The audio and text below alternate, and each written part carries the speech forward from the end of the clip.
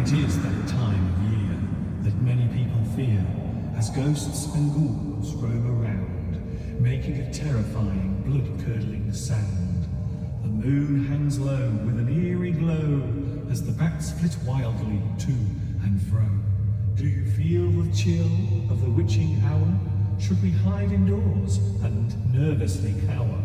There is no use hiding, as the trick-or-treat gang will soon knock at your door with a loud shocking bang. Witches and ghosts, creaking old doors, the howls of the wolves across the dark, misty moors.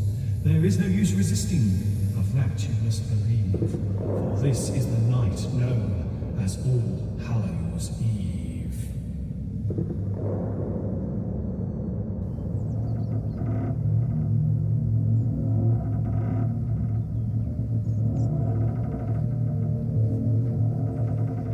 Hi everybody, this is Mr. Duncan in England. How are you today? Are you okay? I hope so. Are you happy? I hope so.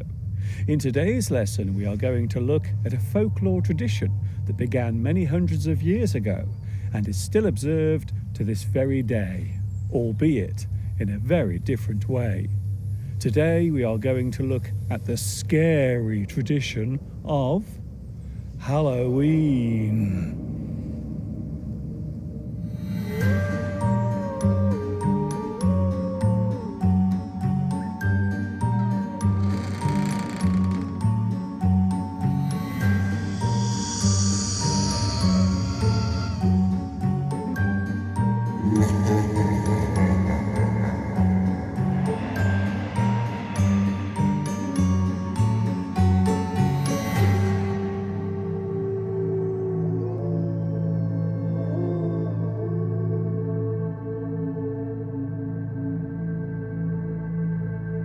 Don't be afraid. There is nothing here that can harm you. All is well. All is fine. The festival of Halloween has its origins way back during the time when superstition and pagan beliefs were seen as true. There was the ancient Celtic festival of Samhain that marked the beginning of winter, or, as it was known back then, the darker half. Pagan festivals were held to mark the phases of the sun. The Samhain celebrations were normally held on the first day of November, but the festivities would normally begin the day before, on the last day of October, the 31st. It was believed that this particular time of year could bring about the opening of a door to otherworldly spirits. This belief is thought to be the origin of what we now know as Halloween.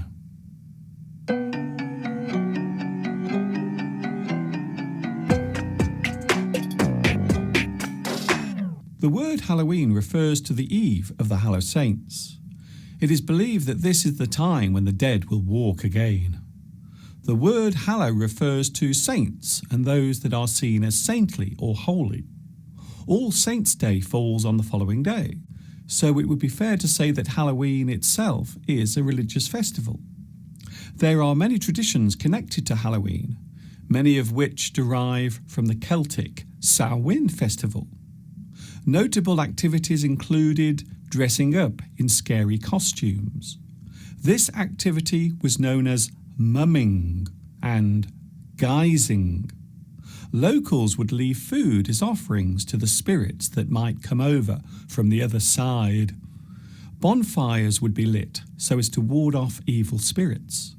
Locals would go from door to door reciting poems in exchange for food. The food exchanged often consisted of fruit, such as nuts and apples.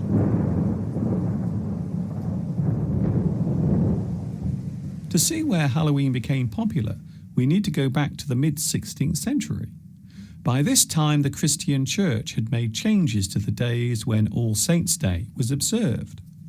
The following day became known as All Souls' Day. Both days followed the eve of this special time. The word Halloween is derived from the Celtic All Hallows Even.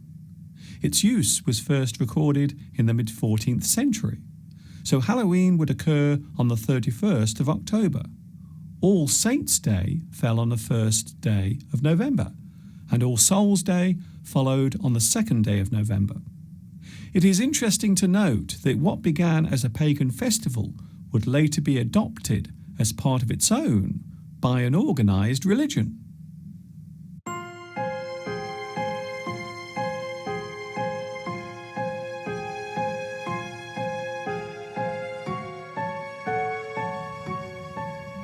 The modern activities that take place during Halloween include trick-or-treating. Children will go from door to door dressed in scary costumes, asking for sweets or candy.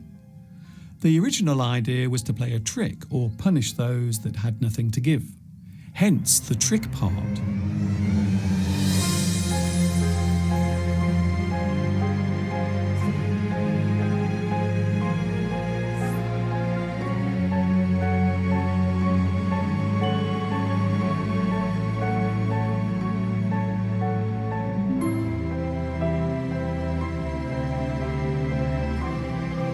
Another activity is apple bobbing.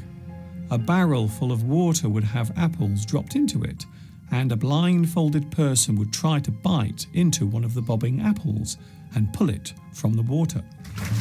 Although bonfires were often lit during the early days of All Hallows' Eve, they are rarely lit nowadays for Halloween.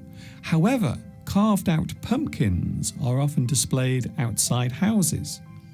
A glowing candle burning inside the pumpkin gives the jack-o'-lantern its familiar, eerie glow.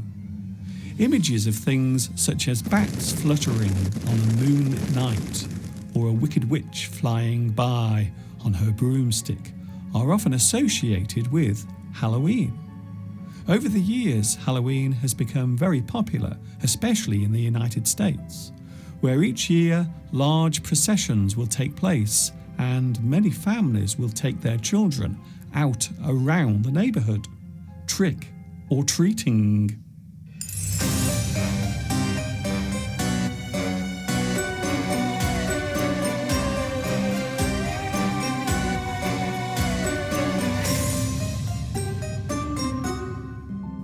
There are many words and phrases connected to Halloween and its origins.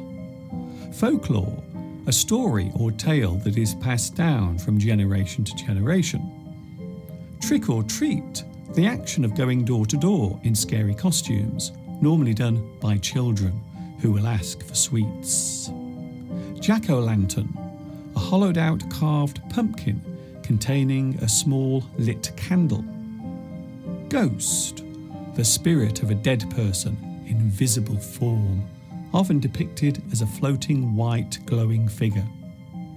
Pagan, a non-organised religious belief, a person who does not believe or follow a mainstream religion. Many words relating to Halloween also relate to something with a dark or unsettling tone. Scary, spooky, creepy, fiendish, unnerving, chilling, frightful, terrifying, sinister, evil, wicked, unearthly, blood-curdling, the effect of making a person feel afraid or scared, such as a blood-curdling scream.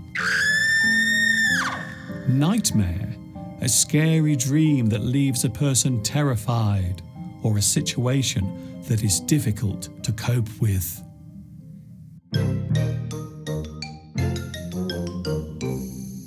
Not everyone agrees with the celebration of Halloween. Some see it as disrespectful or sinful. Others find the supernatural element of the festival to be wrong and immoral. However, whatever the opinions of others, it would appear that Halloween will be around for a long time to come. Do you celebrate Halloween in your country? I hope you have enjoyed today's English lesson, and I hope that it wasn't too scary for you. Take care of yourself wherever you are in the world.